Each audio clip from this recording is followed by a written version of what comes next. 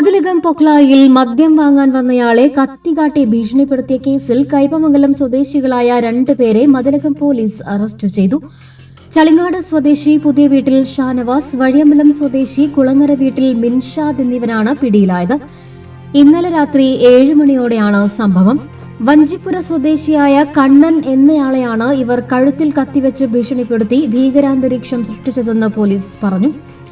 ഇതിനുശേഷം ചന്ദ്രാപ്പനിയിലുള്ള കണ്ണന്റെ സുഹൃത്തിന്റെ പച്ചക്കറി കടയിലുമെത്തി ഇവർ ഭീകരാന്തരീക്ഷം സൃഷ്ടിച്ചെന്നും ഇയാളുമായുള്ള മുൻ വൈരാഗ്യമാണ് സംഭവത്തിന് പിന്നിലെന്നും പോലീസ് പറഞ്ഞു. പ്രതികൾക്കെതിരെ വധശ്രമത്തിനാണ് കേസെടുത്തിരിക്കുന്നത്. മംഗല്യ ഗോൾഡ് ആൻഡ് ഡയമണ്ട്സ് ജനഹൃദയങ്ങളിൽ വിശ്വസ്തയുടെ പൊൻതിളക്കം നേടിയ മംഗല്യ ജ്വല്ലേഴ്സ് അതിവിപുലമായ മെഗാ ഷോറൂമുമായി 3 പീടികയിൽ.